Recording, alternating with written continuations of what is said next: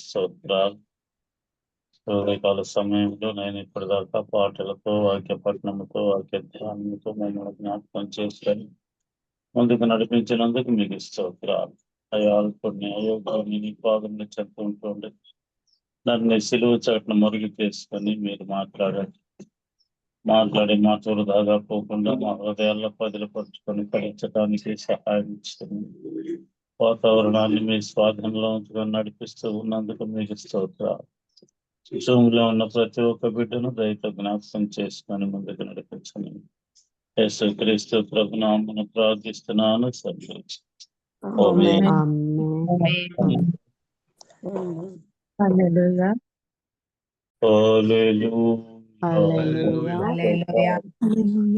పరిశుద్ధ గ్రంథంలో కొన్ని విషయాలు జ్ఞాపకం చేసుకుందాం.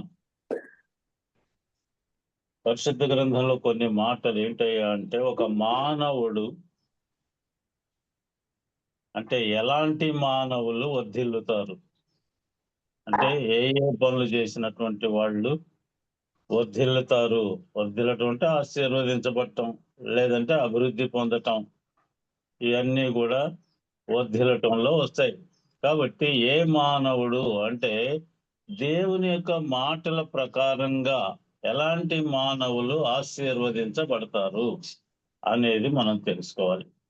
మొట్టమొదటిగా ఏంటయ్యా అంటే, దేవుని యొక్క మందసము ఎవరింట్లో ఉంటుందో వారు ఆ కుటుంబము వర్ధిల్లుద్ది అనేది పరిశుద్ధ గ్రంథకర్త రాపిస్తా ఉన్నాడు. ఏంటయ్యా అంటే, దినవృత్తాంతముల గ్రంథం మొదటి గ్రంథంలో 13వ అధ్యాయంలో 14వ వచనాన్ని మనం పరిశీలన చేస్తే, దేవుని మందసము ఒబేదేదోము ఇంటిలో 3 మాసాలు ఉంది, అందువలన ఆ గృహము వర్ధిల్లింది. వారిని దావీదు మహారాజు వారి యొక్క ద్వారపాలకులుగా నియమించుకొని రాజోద్యోగులుగా ఉంచాడు అనేది మనకు తెలుస్తూ ఉంది.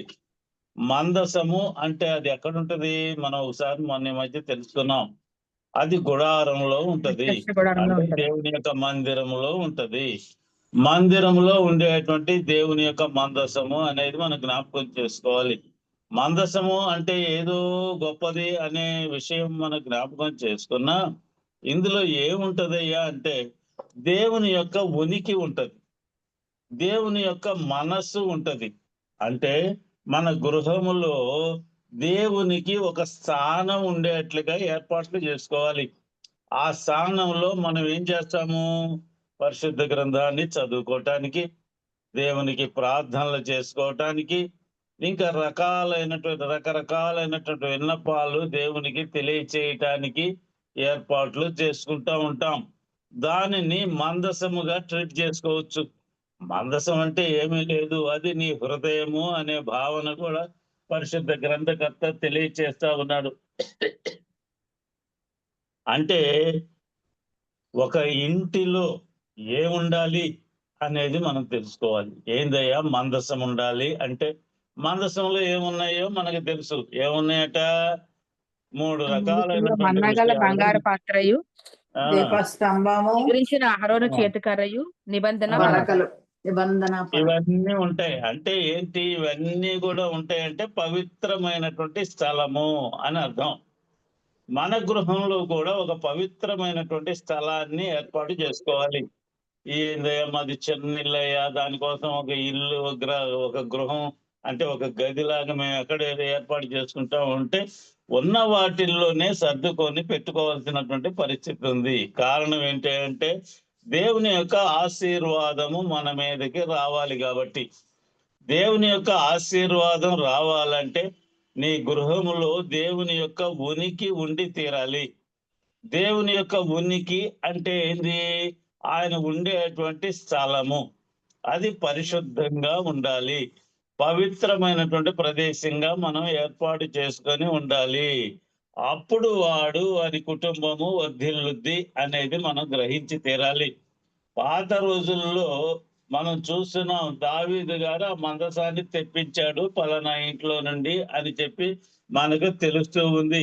ఆ యొక్క గృహము దేవుడు ఆశీర్వదించిన కారణం ఏంటయ్యా అంటే, మందసము వారి గృహంలో ఉంది. అంటే పరిశుద్ధమైనటువంటి స్థలములో దేవుని యొక్క ఉనికి అక్కడ ఉంచుకుని ఉన్నటువంటి గృహము వర్ధిల్లింది, అభివృద్ధి చెందింది, దేవుని చేత ఆశీర్వదించబడింది అనేది. చాలా మంది అలాంటి స్థలాల్ని ఏం చేస్తారంటే పరిశుద్ధంగా ఉంచలేరు. వాళ్ళు ఇష్టానుసారంగా ప్రవర్తిస్తూ దాన్ని ఇష్టానుసారంగా వాడుతూ ఉంటారు అనేది మనం గ్రహించి తీరాలి. మనం కూడా అందులో పార్ట్గా ఉన్నామా? అలాంటి వాళ్ళల్లో మనం కూడా ఉన్నామా? దేవుని యొక్క ఉనికిని దూరపరుచుకుంటున్నామా? దేవుని యొక్క ఉనికి లేకుండా మనము ఆశీర్వదించబడలేము అనేది తెలుసుకోవాలి. అంటే మన హృదయమే దేవునికి గృహముగా ఉండాలి. ఆ గృహం ఎలా ఉండాలి అంటే, హృదయం ఎలా ఉండాలి అంటే పవిత్రంగా ఉండాలి. ఒక స్థలము ఒకే చాట అనేది కాదు. ప్రతి మానవుని దగ్గర కూడా ఈ మందసం ఉండి తీరుద్ది. అంటే హృదయములో దేవునికి స్థానం ఉంచాలి అనేదే దీని భావము. కాబట్టి దేవునికి స్థానము నీ హృదయం అయితే, ఆ హృదయములో దేవునికి స్థానం ఉంచినటువంటి మానవులు అభివృద్ధి చెందుతారు అనేది మనం జ్ఞాపకము చేసుకొని తీరాలి. ఇందులో మనం చూస్తే ఇక్కడ మనము మందసము యొక్క గొప్పతనం ఏంటో తెలుసా? మనం పరిశుద్ధ గ్రంథంలో చదువుకుంటూ పోతే మొదటి సమూయేలు గ్రంథం మొదటి గ్రంథంలో 5వ అధ్యాయంలో 1వ వచనము 5వ వచనాన్ని మనం జ్ఞాపకం చేసుకుంటే అందులో రాయబడినటువంటి మాట, ఆ మందసము యొక్క గొప్ప స్థితి ఏంటి అంటే, నీ హృదయంలో దేవునికి స్థానం ఇచ్చినప్పుడు అపవాదికి చోటు ఉండదు అనేది మనం తెలుసుకోవాలి. ఇందులో ఏమి రాశారు? ఆ మందసము యొక్క గొప్పతనం ఏందయ్యా అంటే దేవుని యొక్క ఆత్మ మన హృదయంలో ఉన్నప్పుడు అది ఎంత గొప్పగా రాణిస్తుందో ఆ కుటుంబము మనం ఇక్కడ తెలుసుకోవచ్చు. సమూయేలు గ్రంథం మొదటి గ్రంథంలో మనం చదువుకుంటే 5వ అధ్యాయము 1వ వచనము నుండి మనం చదువుకుంటూ పోతే, దాగోను అనబడినటువంటి ఒక ప్రదేశంలో ఆ దాగోను యెహోవా మందసం ఎదుట నేలను బోర్లా పడిపోయినట్టుగా కనిపిస్తా ఉంది. మందసాన్ని తీసుకుపోయి ఒక ప్రదేశంలో ఉంచారు. అది అన్య దేవతలకు నిలయమైనటువంటి ప్రదేశము. వాళ్ళ యొక్క గుడి అనుకోండి. ఆ గుడిలో దేవుని యొక్క ఉనికి అప్పటిదాకా లేదు. అపవాదికి ఉన్నటువంటి స్థలం అది. ఆ స్థలంలోకి దేవునిని ఆహ్వానించాడు. అంటే నీ హృదయంలోనికి దేవుని ఆహ్వానించినప్పుడు నీ హృదయంలో చీకటి పారిపోద్ది అనే దానికి ఉదాహరణ ఇది. ఇందులో ఏం జరిగింది? అక్కడ ఒక దేవతని ప్రతిష్ఠించినటువంటి పరిస్థితి, ఆల్రెడీ ఉన్నటువంటి దేవత. ఆ దేవతకు ఒక పేరు కూడా ఉంది. అక్కడ ఏం జరిగింది? మందసాన్ని తీసుకుపోయి అక్కడ పెట్టినప్పుడు దేవుని యొక్క ఆత్మ అక్కడ నిలబడినప్పుడు ఆ దాగోను అనబడినటువంటి వాళ్ళ యొక్క దేవత యొక్క ఆ విగ్రహము బోర్లా పడిపోయినట్లుగా మనం చూస్తుంటాం. బోర్లా పడిపోయింది. తెల్లారిపోతూనే వాళ్ళు వచ్చి పూజలు చేస్తారు కదా. తెల్లవారుజామున నువ్వు మేలుకోయ్యా అని ప్రార్థనలు చేస్తుంటారు వాళ్ళు. అలాంటి పరిస్థితుల్లో దేవుణ్ణి మేలుకొల్పటానికి వస్తే ఇంకెక్కడ దేవుడు, వాళ్ళ దేవుడు బోర్లా పడిపోయి సాష్టాంగంగా పడిపోయి ఉన్నాడు. మళ్ళీ వాళ్ళు ఏం చేశారు? అందరూ కలిసి పైకి లేపి, అప్పుడప్పుడు మీరు చూస్తుంటారు గాలికి వానలకి ఏం జరుగుతుంది? ధ్వజస్తంభాలు కింద పడిపోతుంటాయి. దానికి మళ్ళీ మంత్రాలు చదివి శంకుస్థాపనలు చేసి డబ్బులు ఖర్చు పెట్టి రకరకాల పనులు చేస్తుంటారు. అలాంటి పరిస్థితుల్లోనే ఈ దేవతని మళ్ళీ నిలబెట్టారు. నిలబెడితే ఏం జరిగింది తర్వాత? మరలా పడిపోయింది కాక 2 అరచేతులను తెగవేయబడి గడప దగ్గర పడి ఉండేది. అసలు తుంపులుగా అయిపోయింది. దేవుని ఎదుట అపవాది స్థితి అది. దేవుని యొక్క ఉనికి ఉన్న నీ హృదయములో ఏవైనా చీకటి శక్తులు, చీకటి అనబడినటువంటిది ఏదైనా ఉంటే దాని పరిస్థితి ఏందయ్యా అంటే, కాళ్ళు చేతులు మొండెము నరికి వేయబడి బయటపడవేయబడుతుంది. అంటే అది దేనికి కొరగాకుండా పోతుంది అనేది మనం గ్రహించాలి. ఇందులో జరుగుతుంది అదే. దేవుని యొక్క శక్తి ఉనికి ఉన్న ప్రదేశంలో అపవాదికి స్థలము ఉండదు. ఎలాంటి వేషాలైనా వేసుకొని ఆ అపవాది గర్జించు సింహంలాగా వచ్చినా, వెలుగుదూత వేషం వేసుకొని వచ్చినా వానికి స్థానము నీ హృదయములో ఉండదు. ఎప్పుడు దేవుని యొక్క మందసము అనబడినటువంటి నీ హృదయములోని స్థానము, ఆ హృదయంలోని స్థానం ఏంటయ్యా అంటే దేవుని యొక్క ఉనికి ఉండేటువంటి స్థలము, దేవుని యొక్క మనస్సు ఉండేటువంటి స్థలము. సమూయేలు గ్రంథంలో రాయబడినటువంటి మాటలే ఇందులో రాయబడినటువంటివి. అంటే ఎంత గొప్ప దేవుడో మన దేవుడు అనేది ఇది నిరూపితం అవుతుంది. ఆయన యొక్క స్థానము ఆయనకే ఇవ్వాలి. ఆయన స్థానం ఏంటి? నీ హృదయము. ఆ హృదయములో స్థానం ఎవరికి ఇవ్వాలయ్యా అంటే దేవునికే ఇచ్చి తీరాలి. ఇచ్చినప్పుడు అపవాది క్రియలు లయమైపోతాయి. నీ చుట్టూ చేరినటువంటి అపవాది సంబంధులైనటువంటి వారు కూడా వెళ్ళిపోతారు నీ దగ్గర నుండి అనేది ఇందులో సూచనగా మనకు కనిపిస్తూ ఉంది. అంటే దేవుని నమ్మినటువంటి వ్యక్తులు ఉన్న చోట ఆ ప్రదేశం యావత్తు కూడా దీవించబడుద్ది అనేది గ్రహించాలి. దేవుని యొక్క బిడ్డలైనటువంటి వాళ్ళు వాళ్ళ గృహంలోనే ఆశీర్వదించబడినటువంటి పరిస్థితి కాదు, వారి చుట్టూ ఉన్నటువంటి ప్రదేశాలు కూడా ఆశీర్వాదము పొందుతాయి, అన్ని అభివృద్ధి పదంలో ఉంటాయి అనేది తెలుసుకోవాలి. ఎవరైనా ఆ ప్రదేశానికి ఒక వ్యక్తి వచ్చినప్పుడు ఆ పరిస్థితులను చూసి ఇక్కడ ఎవరు దేవుని నమ్ముకున్నటువంటి బిడ్డలు ఉన్నారు అనేది గ్రహిస్తారు. ఎందుకంటే కొన్ని బజార్లలో ఎప్పుడు తగాదాలు పడతా ఉంటారు. కొన్ని బజార్లలో ప్రశాంతంగా అందరూ పలకరించుకుంటూ వందనాలు తెలియజేసుకుంటూ పొద్దున లెగవంగానే ఏం చేస్తారు? అయ్యా వందనాలండి అంటుంటారు. అలాంటి పరిస్థితి ఉన్న బజార్లు అన్ని ఆశీర్వదించబడతాయి. అలాంటి వాళ్ళని చూసినటువంటి వీళ్ళు ఎప్పుడు అపవాది క్రియలు చేస్తూ అపవాదికి లోనైనటువంటి ఆ ప్రాంతంలోనికి ఎవరైనా ఆ ప్రాంతం దేవుని నమ్ముకున్నటువంటి ప్రదేశం నుండి వస్తే ఈ అపవాది క్రియలు లయమైపోతాయి అనేది ఇందులో ప్రాముఖ్యమైనటువంటి మాట. అంటే ఏంది? మొట్టమొదటిగా మందసము ఎవరి గృహంలో ఉంటదో, ఎవరి హృదయములో దేవుని యొక్క ఆత్మ ఉంటదో వారు వర్ధిల్లుతారు అనేది మనం మొట్టమొదటిగా గ్రహించి తీరాలి. రెండవది ఏందయ్యా? నీతిమంతులు వర్ధిల్లుతారు. నీతిమంతుడు అనే పదం ఇందులో రాయబడతా ఉంది. అసలు నీతిమంతుడు ఎవరు? లోకంలో నీతిపరుడు ఎవరైనా ఉన్నాడా? లోకంలో అందరూ కూడా చెడిపోయినటువంటి వాళ్ళే, దారి తప్పినటువంటి వాళ్ళే అని పరిశుద్ధ గ్రంథం తెలియజేస్తా ఉంది. ఏంటట? అందరూ దేవుని యొక్క మాటలు తప్పిపోయారు, వాళ్ళందరూ కూడా చెడిపోయినటువంటి వాళ్ళు అని పరిశుద్ధ గ్రంథం హెచ్చరిక చేస్తాం. అమ్మా ఆయన ఇంకొక ఈయనలాగా ఇంకొక ఇందులో నీతిమంతుడు అనబడినటువంటి ఆయన ఒకే ఒక ఆయన భూమి మీద ఉన్నాడు. అంటే తనలో తప్పు లేనటువంటి వాడు. మానవులు ఎవరు కూడా తప్పు చేయకుండా ఉండరు. దాన్ని గ్రహించి నీతిమంతుడైనటువంటి ఆయన్ని వెంబడిస్తే ఇతను కూడా నీతిమంతుడుగా తీర్చబడతాడు అనేది పరిశుద్ధ గ్రంథం హెచ్చరిక చేస్తూ ఉంది. నీతిమంతులు ఎలా ఉంటారట? కీర్తనకారుడు రాపించాడు 92వ అధ్యాయంలో 12, 13 వచనాలని మనం జ్ఞాపకం చేసుకుంటే అందులో అంటున్నాడు, నీతిమంతులు ఎలా ఉంటారట? తమాల వృక్షము వలె మొవ్వ వేయుదురు. తమాల వృక్షం లాగా వాళ్ళు ఏం చేస్తారట? మొవ్వ వేయుదురు. దేవుని మందిరములో వాళ్ళు వర్ధిల్లుతారు. ఎక్కడంట వర్ధిల్లేది? దేవుని యొక్క మందిరములో వర్ధిల్లుతారు. దేవుని యొక్క మందిరం ఇందాక చెప్పుకున్నాం కదా, ఎక్కడ ఉంటది?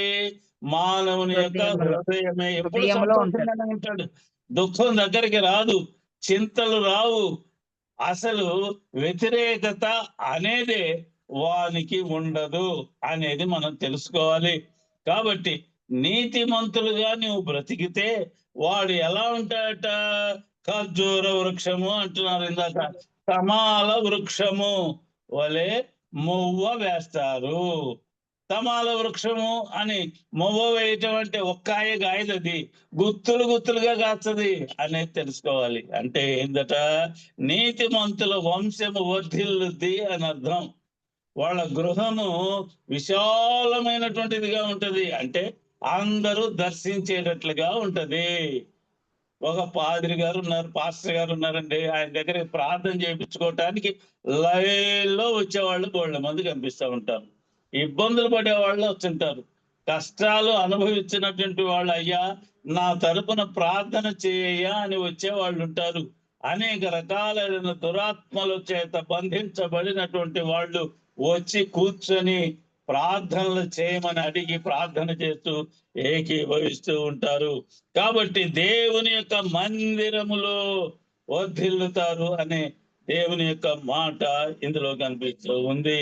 మనం ఆదికాండంలో మనం చదువుకుంటే 6వ అధ్యాయంలో 9వ వచనాన్ని మనం జ్ఞాపకం చేసుకుంటే, నోవాహు తన తరములలో అని రాస్తున్నాడు.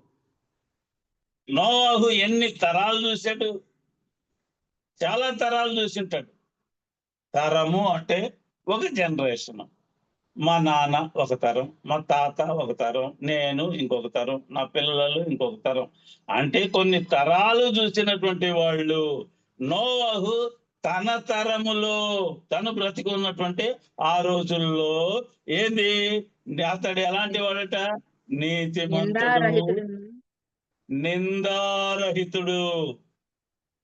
నోవాహు ఎలాంటి వాడట? దేవునితో నీతివంతుడైనటువంటి వాడుగా కూడా కనిపిస్తుంటాడు.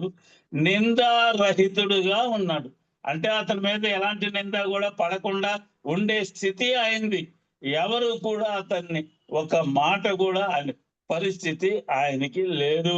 కాబట్టి ఇందులో దేవుడే మాట్లాడుతున్నాడు. నోవాహును చూసావా? తన తరములో ఆయన ఎలాంటి వాడట? నీతిమంతుడైనటువంటి నీతిపరుడు. వాడు. నీతిమంతుడైనటువంటి దేవునికి దాసుడిగా బ్రతికాడు కాబట్టి ఇతను కూడా నీతిమంతుడే అనే మార్గం.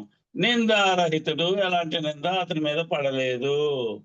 ఇందులో మనం చూస్తే సామెతల గ్రంథంలో 11వ అధ్యాయం 10, 11 వచనాలు కనుక మనం గమనిస్తే, నీతిమంతులు వర్ధిల్లుట పట్టణమునకు సంతోషం అంట.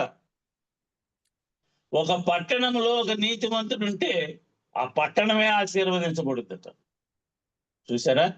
ఒక నీతిమంతుడైనటువంటి వ్యక్తి, నిందారహితుడైనటువంటి ఒక వ్యక్తి ఒక పట్టణంలో ఉంటే, ఒక బజారులో ఉంటే, ఒక ఇంట్లో ఉంటే, ఆ ఇల్లు, బజారు, ఆ పట్టణమే దీవించబడుద్ది అనేది ఇందులో రాయబడతా ఉంది. ఎంత సంతోషకరం! సంతోషంగా ఉండటమే దీవెన. మనుషుల్ని మనం చూస్తుంటాం, ఎప్పుడూ చింతే, శాంతం ఉండదు, ప్రశాంతత ఉండదు, ఎప్పుడు హడావుడి జీవితమే. ప్రశాంతమైన జీవితాన్ని వాళ్ళు కోల్పోతారు. కారణం ఏంటి? వాడిలో నీతి లేని కారణము, వాడిలో మంచితనము లేని కారణము, వానిలో దేవుని యొక్క ఆత్మ నిలబడకుండా ఉన్న కారణము. ఇలాంటి కారణాల వలన ఆ పట్టణమే అభివృద్ధి చెందకుండా పోతా ఉంటది అనేది తెలుసుకోవాలి. ఇందులో మనం పరిశీలన చేస్తే సామెతల గ్రంథంలోనే 12వ అధ్యాయంలో 13వ వచనాన్ని మనం గమనిస్తే, అందులో రాయబడినటువంటి ఒక చక్కని మాట రాయబడతా ఉంది. నీతిమంతుడికి ఆపదను ఆపదను నేను తప్పించుకొనును. తప్పిస్తాను అనే దేవుడు మన దేవుడు. ఆపద కలగదట అసలు. ఏంటి? నీతిమంతుడు ఒక వ్యక్తి ఉంటే, అంటే దేవుని నమ్ముకున్నటువంటి ఒక వ్యక్తి మనకు కనిపిస్తే అక్కడ ఏం జరుగుతాయా అంటే, అతను ఆపద నుండి తప్పించుకుంటాడు. తనే తప్పించుకుంటాడు. మిగిలిన వాళ్ళ సంగతి పక్కన పడేయండి. ఎవడు నీతిమంతుడైతే వాడినే దేవుడు కాపాడుతాడు అనేది తెలుసుకోవాలి. అంటే ఎవరికి వాళ్ళే నీతిమంతులుగా ఉండాలి. అంతేగాని నువ్వు నీతిపరుడుగా ఉంటే నీ భార్య పిల్లలు నీతిపరులుగా ఉండాలని ఎక్కడా లేదు. అంటే దేవుని వాక్యం ఏం చెబుతుందంటే, నీవు నీతిపరుడు అయ్యుండి నీ బిడ్డల్ని కాపాడుకో, నీ భార్యను కాపాడుకో, వాళ్ళు కూడా కాపాడబడతారు. అప్పుడు ఆపద అనేది నీ కుటుంబం మీదకి రాదు అనేది మనము గ్రహించి తీరాలి. నీతిమంతుడైతే ఎవరైనా సరే ఆపద నుండి దేవుడు తప్పిస్తాడు. మానవులు తప్పించుకోలేరు. లోకంలో ఆపదలుంటే ఆ ఆపదల నుండి తప్పించేది ఎవరయ్యా అంటే మన దేవుడు అనేది మనం తెలుసుకొని తీరాలి. మూడవదిగా ఏంటంటే, యథార్థవంతులైనటువంటి వాళ్ళు వర్ధిల్లుతారు అనేది మనము చదువుకుంటూ పోవాలి. యోబు గ్రంథంలో 1వ అధ్యాయంలో 8వ వచనాన్ని మనం జ్ఞాపకం చేసుకుంటే అందులో ఒక చక్కని మాట కనిపిస్తా ఉంది. అందుకు యోబుని యెహోవా గురించి దేవుడు ఏం చేస్తున్నాడు? సాక్ష్యం ఇస్తా ఉన్నాడు. దేవుడే సాక్ష్యం ఇవ్వటం అంటే అది సామాన్యమైన విషయమా? నీ బ్రతుకు యావత్తు కూడా దేవుని దృష్టిలో ఉంది అనేది తెలుసుకోవాలి. అంటే మనము నిలబడ్డప్పుడు దేవుని దగ్గర మనము నిర్దోషులుగా ఉంటాము. యథార్థవంతులుగా ఉంటే అప్పుడు మనము ఆశీర్వదించబడతాము అని తెలుసుకోవాలి. నిజంగానే మనం దేవుని ఎదుట నిలబడ్డప్పుడు యథార్థవంతులుగా ఉంటున్నామా? ఆలోచిస్తున్నావు ఎప్పుడైనా? యథార్థత ఇందులో అంటున్నాడు. దేవుని యొక్క సాక్ష్యం ఏంటో తెలుసా? చదువమ్మా. అందుకు యెహోవా నీవు నా ఉమ్, సేవకుడైన యోబు సంగతి ఆలోచించితివా? అతడు ఉమ్, యథార్థవంతుడును న్యాయవంతుడునై దేవుని ఉమ్, యందు భయభక్తులు కలిగి ఉమ్, చెడుతనం విసర్జించిన వాడు భూమి ఉమ్. మీద అతని వంటి వాడెవడునూ లేడు. 5 విషయాలు ఇందులో కనిపిస్తా ఉన్నాయి. అతను మొట్టమొదట్లో ఎవరట? యథా- దేవుని యథార్థ యొక్క సేవకుడు. చూసావా? యోగు అనబడినటువంటి వాడు ఎవరో తెలుసా? నా యొక్క సేవకుడు. సేవకంలో ఎన్నో లక్షణాలు ఉండి తీరాలి. సేవకంలో ఉండే లక్షణాలు చాలా ఉంటాయి. ఆ లక్షణాలన్నీ ఉండటం వలన దేవుని యొక్క దృష్టి ఈ యోబు మీద పడ్డది. అతను ఎలాంటి వాడో దేవుడు సాక్ష్యం చెబుతున్నాడు. ఎవరికి చెబుతున్నాడు? అపవాదికి చెప్తున్నాడు. అపవాది నిలబడితే అపవాదితో చెబుతున్నాడు. అపవాది ఎలాంటి వాడో మనకు అందరికి తెలిసిందే. అలాంటి వానితో చెబుతున్నటువంటి మాట. ఒక మానవుని గురించి దేవుని యొక్క సాక్ష్యము ఎలా ఉందో చూడండి. ఇందులో అతను ఎలాంటి వాడు? నా సేవకుడు. మొట్టమొదటిగా చెబుతున్నాడు. దేవుడే నా యొక్క సేవకుడు అన్నాడంటే దేవుని యొక్క సేవ అతను ఎలా చేశాడు అనేది మనకు తెలుస్తూ ఉంది. దుఃఖపడేవాడు ఎవడు వచ్చినా కూడా వాడిని ఓదార్చేవాడు. ఇబ్బందుల్లో ఉండి ఎవడన్నా వస్తే ఇబ్బందులు ఎలా తీరుతాయో సలహా ఇచ్చేటువంటి వాడు. అది సేవ అంటే. అంటే ఇందులో పరిశుద్ధ గ్రంథకర్త యేసుక్రీస్తు వారు మాట్లాడుతున్నటువంటి మాట ఏంటో తెలుసా? బట్టలు లేనటువంటి వాడికి బట్టలు ఇచ్చావు. ఇంకా అనారోగ్యంగా ఉన్నటువంటి వాడి దగ్గరికి వెళ్ళి నువ్వు వాడిని అనారోగ్యం ఎలా పోద్దో తెలియజేశావు. ఆకలిగా ఉన్నటువంటి వాడికి అన్నం పెట్టావు. బట్టలు లేనటువంటి వాడికి బట్టలు ఇచ్చావు. చెరసాల్లో ఉన్నటువంటి వాడికి వాడిని ఓదార్చటానికి పోయావు. చెరసాల్లో ఎట్టబడితే అట్ట పడుతుంటారులేండి. ఆ చెరసాల్లో పడేటువంటి వాళ్ళని పడ్డటువంటి నీతిగా ఉండి పడ్డటువంటి వాళ్ళని నీవు వెళ్ళి ఓదార్చినట్లుగా కనిపిస్తుంది. కాబట్టి నీవు యథార్థమైనటువంటి నా సేవకుడివి అనే మాట ఇందులో కనిపిస్తా ఉంది. దేవుని యొక్క సేవకుడు చేసేటువంటి పని ఈ యోబు చేస్తున్నాడు. అంతేకాదు సేవకుల్లో యథార్థవంతులు లేకుండా ఉన్నటువంటి వాళ్ళు కూడా ఉన్నారు. కానీ అతను న్యాయవంతుడు, న్యాయాన్ని తీర్చేవాడు. న్యాయము అనేది ఎవరి దగ్గర ఉంటది? న్యాయాధిపతి అయినటువంటి దేవుడు. ఆయన సింహాసనం మీద కూర్చున్నప్పుడు న్యాయము తీర్చేటువంటి దేవుడు. నీవు అన్యాయస్తుడు అయితే ఒకవైపు, న్యాయం చేస్తా ఉంటే ఒకవైపు ఉంటావు. కాబట్టి ఈ యోబును చూసి అక్కడ చెబుతున్నటువంటి మాట ఏందయ్యా? అపవాదితో ఇతడు నా సేవకుడు, యథార్థవంతుడు, యథార్థవంతుడు, న్యాయవంతుడు. దేవుని యందు భయభక్తులు కలిగి చెడుతనం ఇది విసర్జించిన ముఖ్యమైనటువంటి విషయంగా కనిపిస్తా ఉంది. ఏంటి?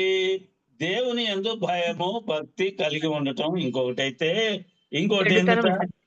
చెడుతనం చెడుతనమును విసర్జించాడు. విసర్జించిన వాడు.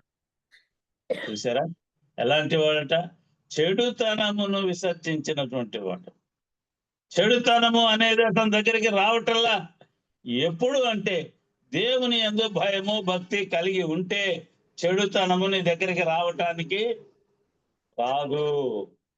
చెడుతనం ఏది ఎవరి దగ్గర ఉంటుంది? భయం లేని వారి దగ్గర. అపవాది దగ్గరే చెడుతనం చేశాడు అంటే అపవాది చేపించాడు అని అర్థం. అపవాది ఎగనెస్ట్ గా మాట్లాడేవాడు అని అర్థం. భావం వచ్చేటట్టుగానే రాపించాడు దేవుడు, మనుషులకి అందరికీ అర్థమయ్యేటట్టుగా. అపవాది ఏం చేస్తున్నాడు అంటే చెడుతనాన్ని కలగజేస్తాడు. కాబట్టి ఇతడు చెడుతనాన్ని విసర్జించాడు అంటే అర్థం ఏంటి అంటే అపవాది అతని దగ్గరికి రాకుండా ఉన్నాడు. కారణం కూడా అపవాది చెబుతున్నాడు. ఏంటి?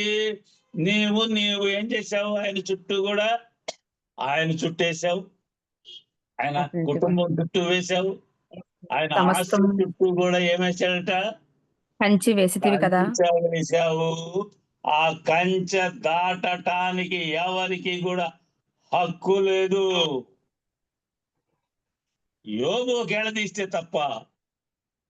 వెంటనే మనకు గుర్తు రావాలి ఇద్దరు వ్యక్తులు. మొట్టమొదటి వాళ్ళు ఇద్దరు ఉన్నారు. చుట్టూ ఆదాము, కంచేశాడు, వనాన్ని కాపాడు అన్నాడు, కాపలాగాయ అన్నాడు. ఏం చేసింది అవ్వగారు? కంచె కొంచెం తీసింది. కంచె ఎప్పుడైతే తీసావో, నీ హృదయపు వాకిల్లో కొంచెం సంధించావో, వెంటనే లోనకు వచ్చేస్తాడు అపవాది. వచ్చేసాడు, జడగొట్టాడు. లేకపోతే మనం కూడా హ్యాపీగా దేవదూతల్లాగా దేవుని దగ్గర కూర్చుని దేవుని ప్రార్థన చేస్తూ పరిశుద్ధుడు పరిశుద్ధుడు పరిశుద్ధుడు అని మానక దివారా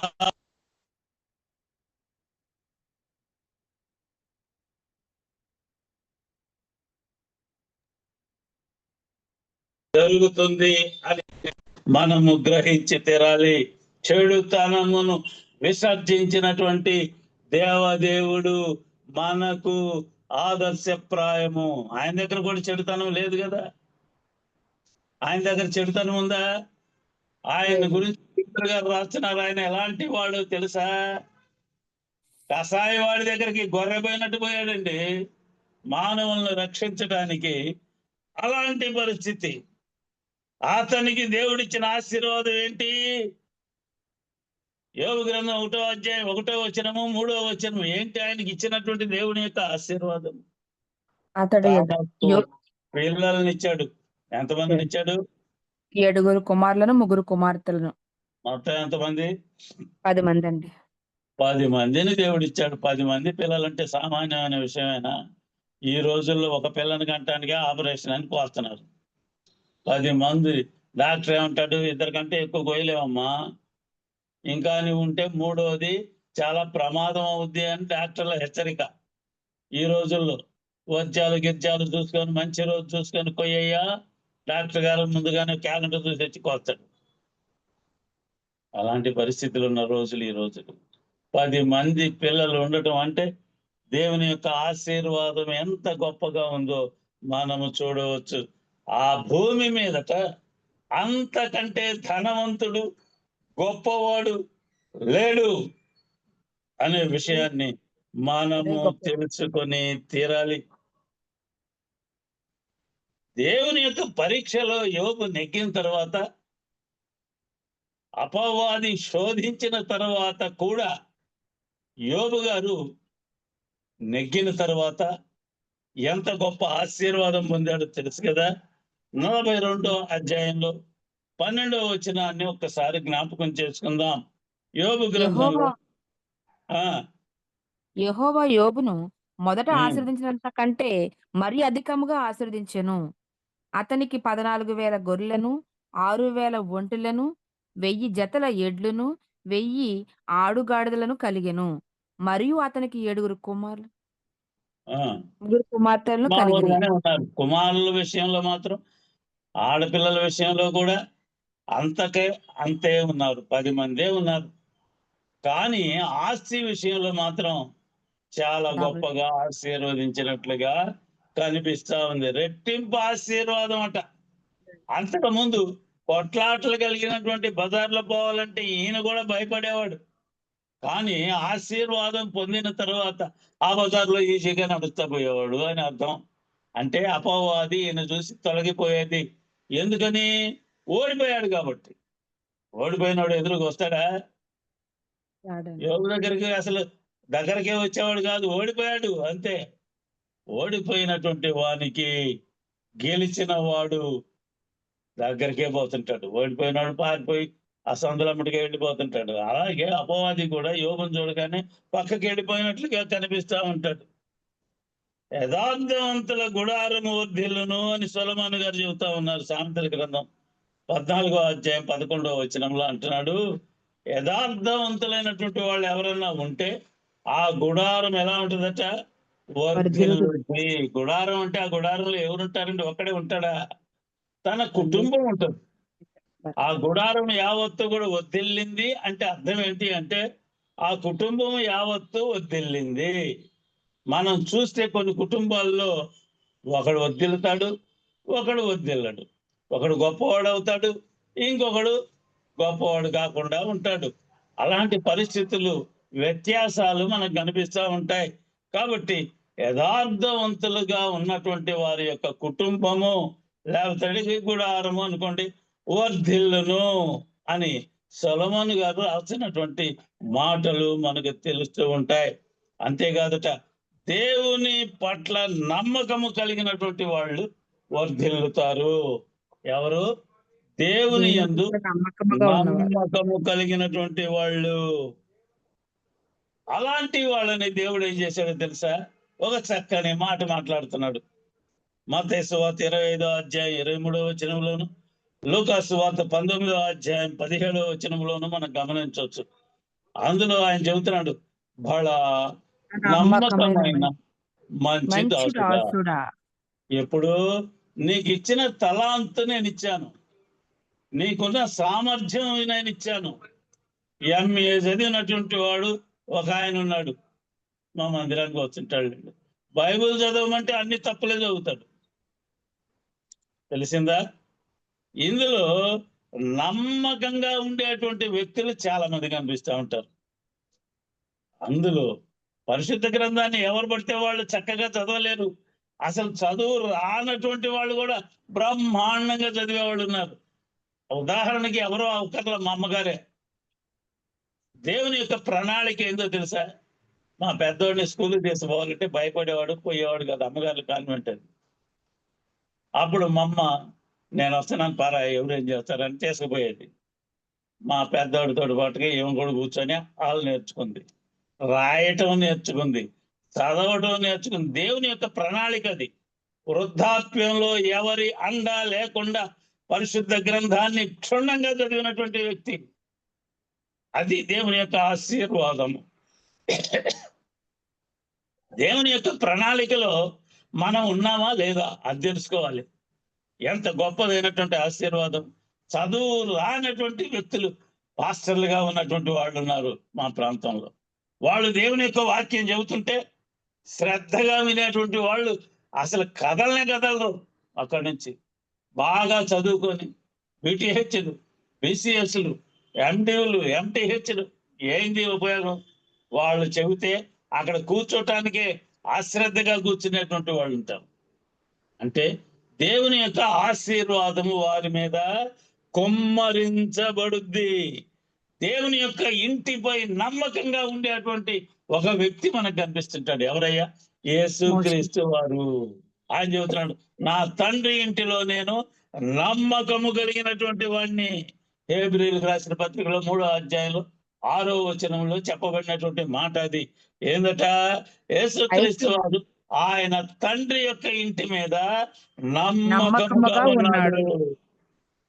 చూసారా? సంఖ్యాకాండంలో మనం గమనిస్తే 12వ అధ్యాయం 7వ వచనంలో మోషే గారు ఒక ఆయన కనిపిస్తుంటారు. మోషే గారి మీద తిరుగుబాటు చేసిన వాళ్ళు ఇద్దరు ఉన్నారు. ఆయననా ఏంది చెప్పేది? దేవుని ఒక మాటలు నాకంటే చిన్నోడు, వాడు చెప్పగలేంది నేను చెప్పలేనా అని పోయి కాళ్ళు చేతులు వణికిపోయి కింద పడేవాడు కూడా ఉన్నారు. మోషే గారి మీద తిరుగుబాటు చేశారు వీళ్ళిద్దరు. ఎవరెవరు? మిరియాము. ఏం చెబుతున్నారు? నువ్వేనా ఏంది మరి జనాన్ని నడిపించింది? నీ అమ్మటి మేము కూడా లేవా అని అన్నందుకు ఈ మిరియాముని దేవుడు శపించాడు. కుష్ఠవ్యాధి కలిగింది.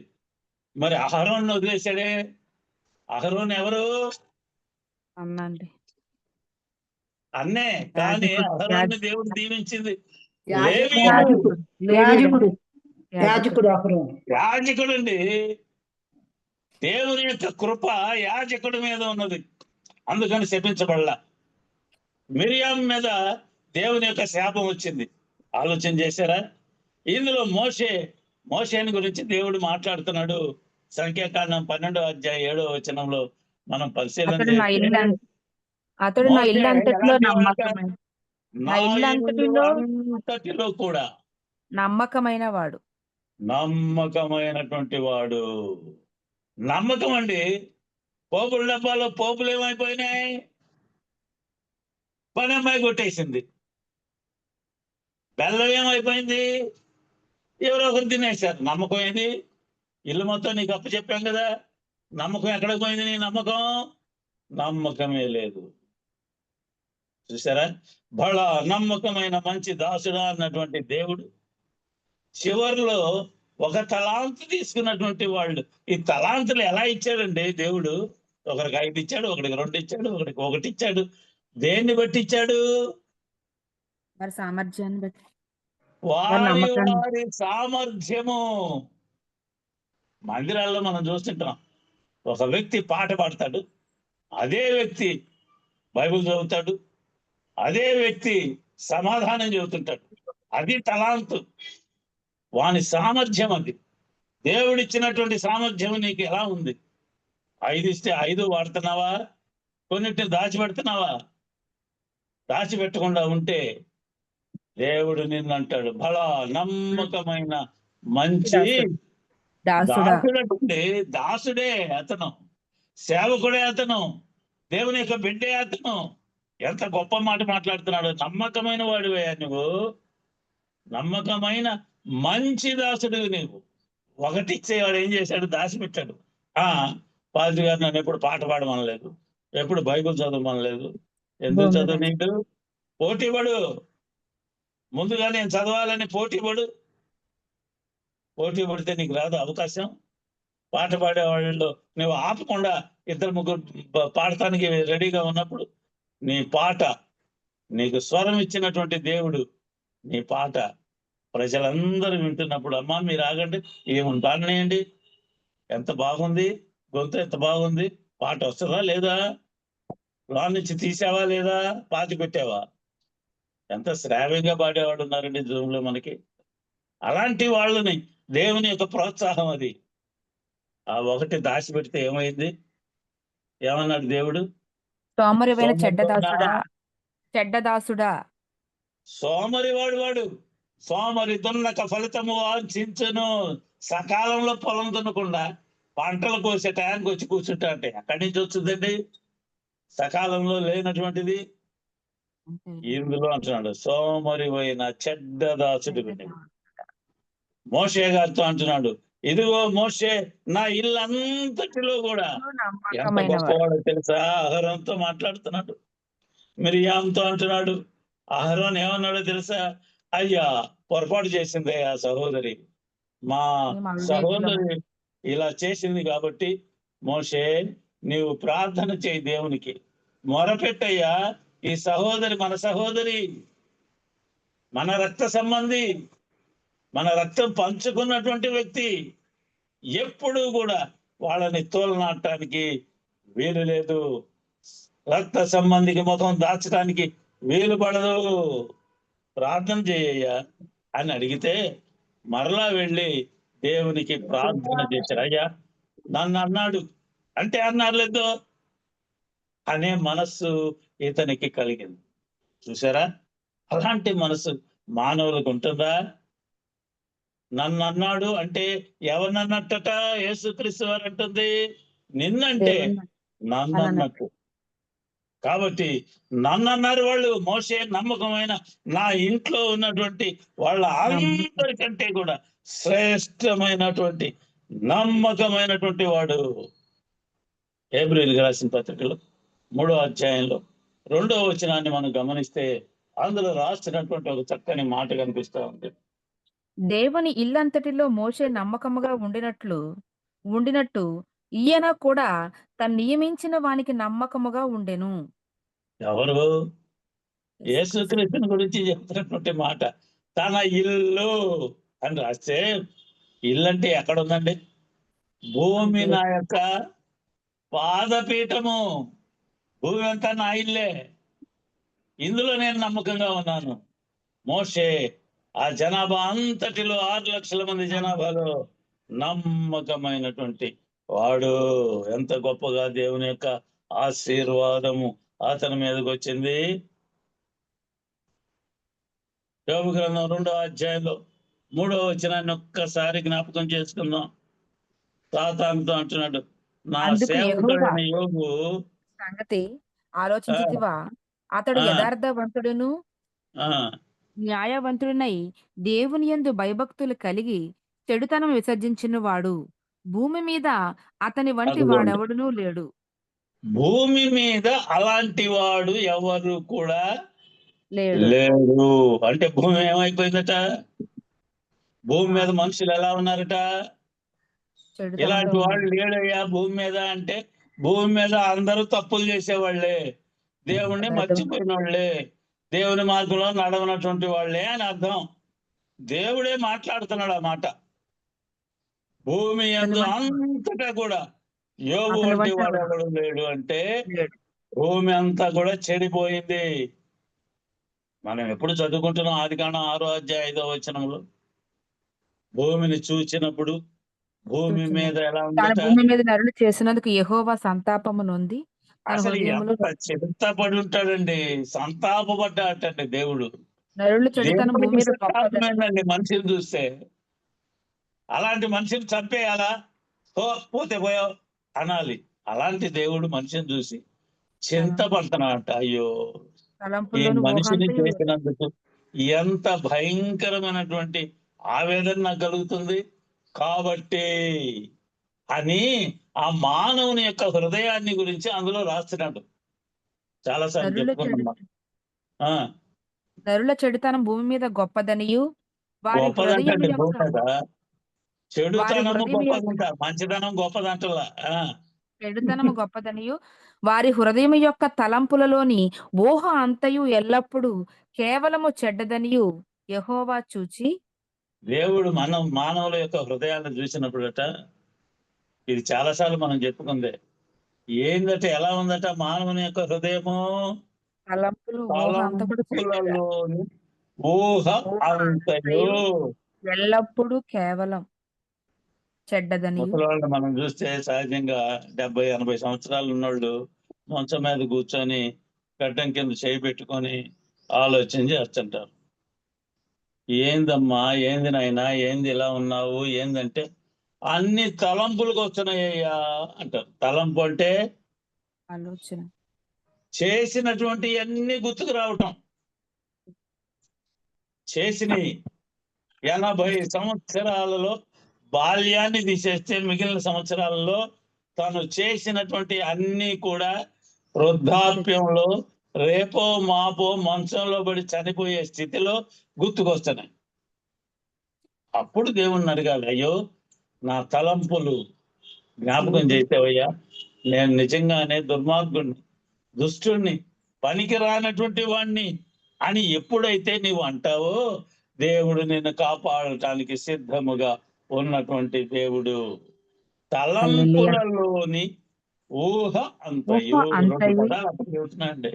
ఊహ అంటే రేపు ఇల్లు కడదాం, రేపు అమ్మాయి పెళ్లి చేద్దాం, రేపు అది చేద్దాం, ఇది చేద్దాం. వెర్రివాడా, ఈ రాత్రి నేను నీ ప్రాణాన్ని ప్రాణం అడిగితే అడుగుతున్నా.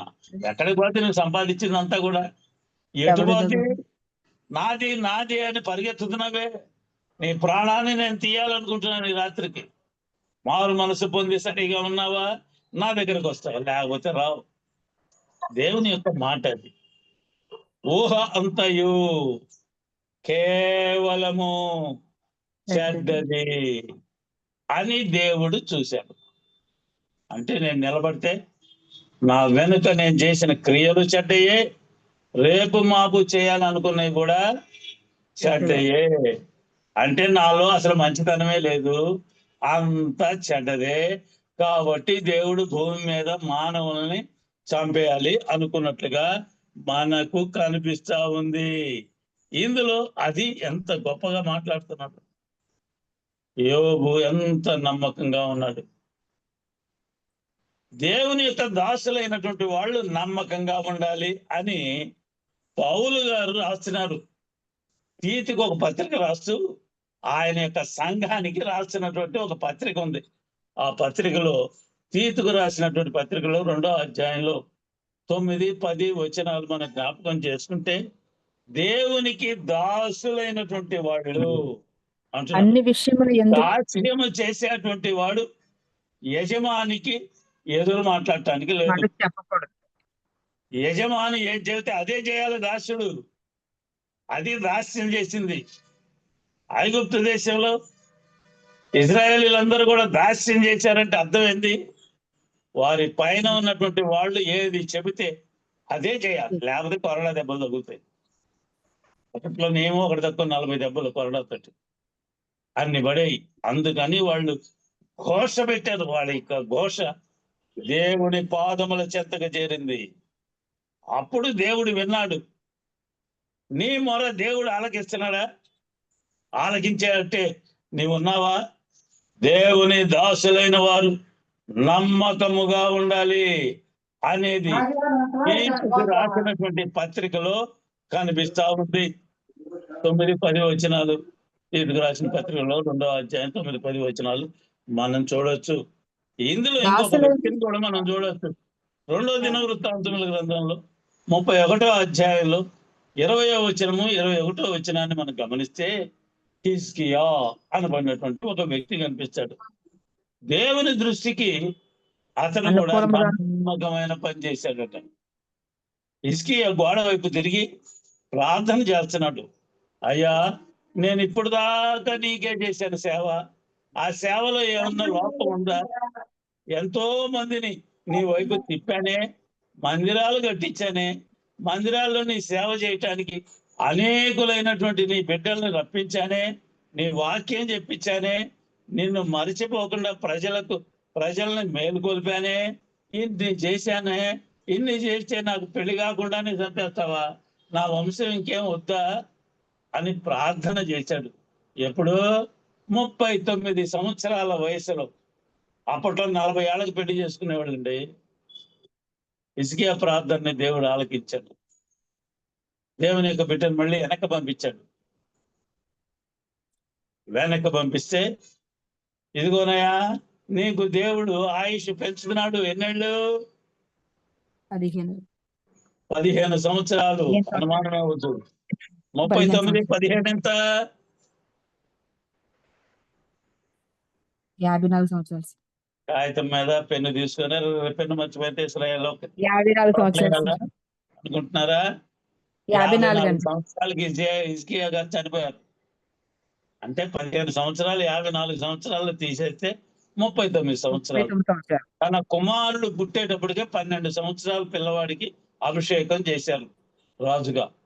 అంటే 40 సంవత్సరాలు అప్పుడు పెళ్లి చేసుకొని 12 సంవత్సరాల వయసు వచ్చిన దాకా 52 ఏళ్ళు పిల్లాడిని చూసుకున్నాడు. అంతా సింహాసనం ఎక్కించాడు. 54 సంవత్సరాల వయసులో అతను చనిపోయాడు. హిజ్కియా దేవుని దృష్టికి ఎలాంటి వాడు? నమ్మకంగా పనిచేశాడు అనేది మనం తెలుసుకోవాలి. ఇంకొకటి ఎప్పుడు వర్ధిల్లుతాడట? దేవుని వాక్య ప్రకారంగా బ్రతికితే వాడు వర్ధిల్లుతాడు అనే మాట ఇందులో పరిశుద్ధ గ్రంథకర్త తెలియజేస్తా ఉన్నాడు. ఆది కాండంలో మనం చదువుకుంటే 26వ అధ్యాయం 5వ వచనాన్ని చూసినా, 22వ అధ్యాయం 18వ వచనం చూస్తే మనకు అర్థమవుతుంది.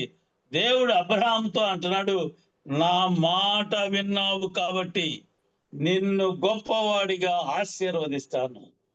ఎప్పుడట అబ్రహాం దీవించింది? దేవుని యొక్క మాట విన్నాడు. వింటమే కాదు, దాని ప్రకారంగా బ్రతకటానికి అతను ముందుకు వచ్చాడు. చూసారా?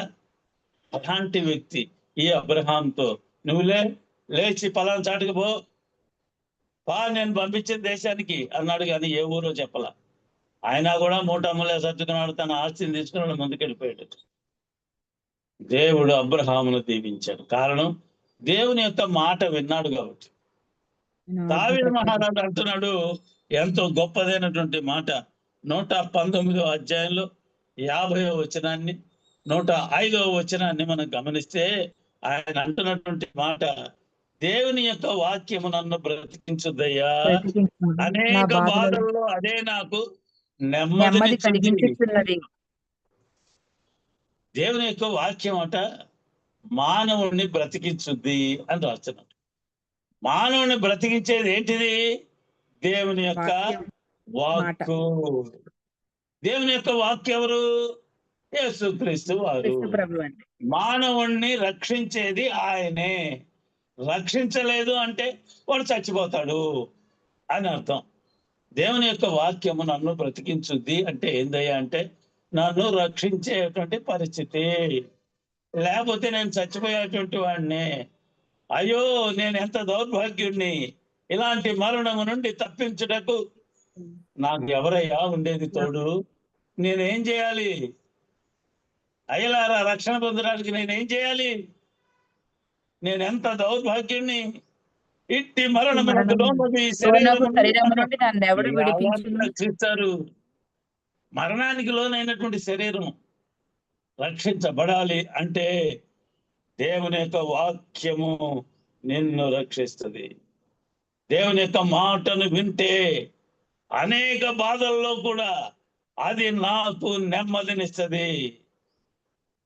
దేవుని యొక్క పనులని సంపూర్తిగా హృదయపూర్వకంగా చేస్తే వాడు వర్ధిల్లుతాడు అనే మాట ఇందులో కనిపిస్తా ఉంది. 2వ దినవృత్తాంతముల గ్రంథంలో 31వ అధ్యాయంలో 21వ వచనాన్ని మనం గమనిస్తే హిజ్కియా తాను ఆరంభించిన దేవుని ప్రతి పనిని అతడు హృదయపూర్వకంగా చేశారట. మనం హృదయపూర్వకంగా అన్ని చేస్తున్నామా? దేవుని యొక్క పనులు సగం సగం పనులు చేసి మిగిలింది తర్వాత చేద్దామని అనుకుంటున్నావా?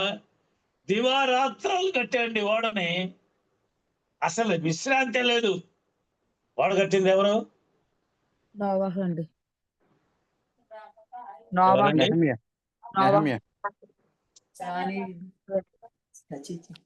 వాడ కట్టమన్నది దేవుడు, కట్టింది నోవాహు. ఎంత నమ్మకంగా కట్టాయంటే వాడు కట్టు అనగానే అసలు ఎదురు మాట్లాడాల. రాత్రి పగలు విశ్రాంతి లేదండి. 120 సంవత్సరాల వరకు 120 సంవత్సరాలు వాడ కట్టడమే కాదు, అటు ఇటు పోయేవాళ్ళు అడుగుతుంటే చెప్పాడు దేవుడు ఈ భూమిని నాశనం చేయబోతున్నాడు ప్రజలతో, కాబట్టి రక్షణ పొందు. 120 సంవత్సరాలు దేవుని యొక్క సువార్త ప్రకటిస్తే ఒక్కడు కూడా రక్షించబడలా. నీవు నీ బజార్లో ఉన్న ప్రజల కోసం ప్రార్థన చేస్తా ఉంటే ఒకడన్నా మార్పు చెందుతాడు. అయ్యా నా కోసం నువ్వు ప్రార్థన చేస్తున్నావు కదా, నేను విన్నాను, నాకు ఈ మేలు జరిగింది అని వచ్చేవాడు ఒక్కడు కూడా ఆ రోజుల్లో కనపడలే. అందుకే అందరూ చచ్చిపోయాడు, తన కుటుంబం తప్ప. హిజ్కియా తాను ఆరంభించినటువంటి పనిని ఎంతో హృదయపూర్వకంగా చేశాట.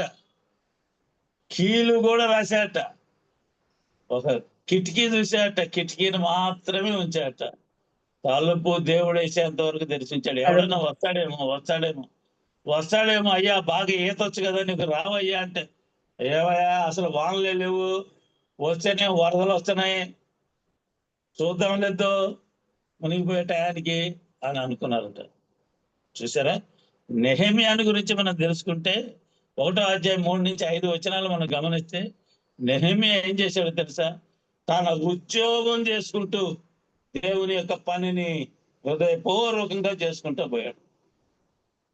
నెహెమియా చేసింది అది. తన ఉద్యోగం చేసుకుంటూ ఉన్నాడు, దేవుని పనిని చేశాడు.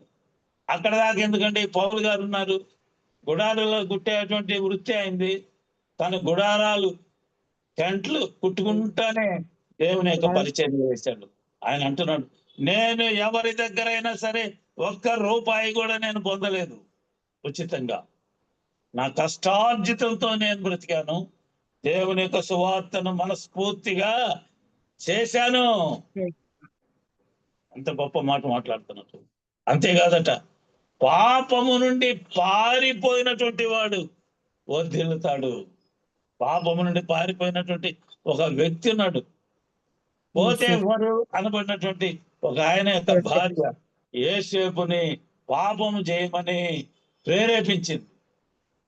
ఈయన ఏం చేశాడు తెలుసా? పారిపోయాడు. దాని ఫలితం ఏందో తెలుసా? ఐగుప్తుకి రాజు అయ్యాడు. అంత గొప్పగా ఉంది. పౌలు కొరింథీ సంఘంతో మాట్లాడుతున్నాడు. కొరింథీయులకు రాసిన మొదటి పత్రికలో 15వ అధ్యాయంలో 34వ వచనాన్ని మనం గమనిస్తే అందులో అంటున్నాడు, ఎప్పుడు కూడా పాపము చేయబాకు. పాపము చేయబాకు అంటే అర్థమైంది, పాపపు ఆలోచన నీకు రాకూడదు. వచ్చింది అంటే చేయటానికి ముందుకు పోతావు. ఆ ఆలోచన వచ్చింది అంటే పాపం చేయటానికి ముందుకు పోతావు అనేది తెలుసుకోవాలి. పాపం చేశాయంటే ఓరకనే పోయి దాన్ని పోతా తప్పుడు పని చేయడు. వాడి ఆలోచన క్రమము పాపం మీదకి మళ్ళీపోతుంది. ఒక్కసారి ఆలోచన తన మీదకి వెళ్ళింది అంటే తప్పు చేసిన దాకా ఆ మానవుడికి విశ్రాంతి ఉండదు.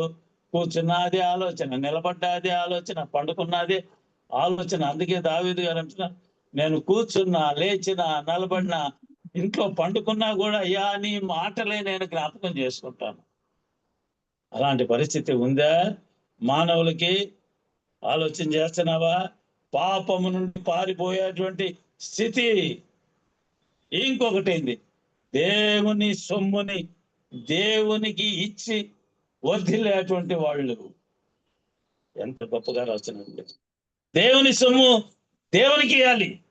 మన సొమ్ము అంతా ఎవరిదండి? అది దేవునిదే అండి. మీకంటే బాగా చదువుకున్నాడు, ఉద్యోగం లేక బజార్లు తిరుగుతున్నారు. మీకంటే మేధావులైనటువంటి వాళ్ళు బజార్లు తిరుగుతున్నారు. ఏ పని ఉండదు వాళ్ళకి. రాజు గారిని చూస్తే తెలివి తక్కువడే, వారసత్వంగా వచ్చింది. కానీ ఇందులో అంటున్నాడు మలాకీ గ్రంథకర్త, నీకు ఏ స్థానంలో నేను నిలబెట్టానో ఆ స్థానంలో నీకు వచ్చినటువంటి ఆదాయంలో ఏం చేయాలట? 10వ భాగాన్ని తీసుకొని రండి. చాలా మంది అనుకుంటుంటారు 10వ భాగం అంటే ఏందో తెలియదు వాళ్ళకి. నీకున్న సమయంలో 10వ భాగం, దేవుడు నీకు ఇచ్చిన ప్రతి దాంట్లో కూడా 10వ వంతు. మలాకీ గ్రంథకర్త అంటున్నాడు 3వ అధ్యాయం 10వ వచనం. దేవుడు ఏమంటాడు? నా మందిరంలో 10వ భాగం అంతయు మీరు నా మందిరపు నిధిలోనికి తీసుకొని రండి. దీన్ని చేసి ఆ నిధి, ఆహారం ఉండాలి మందిరంలో. ఎంత గొప్పగా రాస్తున్నాడు. అబ్రహాం 10వ భాగం ఇచ్చాడు ఒక ఆయనకి. మెల్కీసెదెకు అనేటువంటి ఒక రాజు ఉన్నాడు. ఆ రాజు దీవించడానికి వచ్చాడు అబ్రహాంని. దీవించడానికి వచ్చినప్పుడు తన ఆస్తిలో యావదాస్తిలో ఉన్నటువంటి 10వ వంతు ఆయనకి ఇచ్చాడు. ఆయన రాజు మెల్కీసెదెకు అనేటువంటి ఒక రాజు. ఆయన అబ్రహామును దీవించడానికి వస్తే ఆ దీవెన్ని పొందినటువంటి అబ్రహాము 10వ భాగాన్ని ఇచ్చినట్లుగా కనిపిస్తా ఉంది. ఆదికాండం 28వ అధ్యాయంలో 20వ వచనం నుండి 22వ వచనం దాకా చదువుకుంటే యాకోబు గారు ప్రమాణం చేస్తున్నాడు దేవునితో. అయ్యా నేను తిరిగి నా తండ్రి ఇంటికి పోతే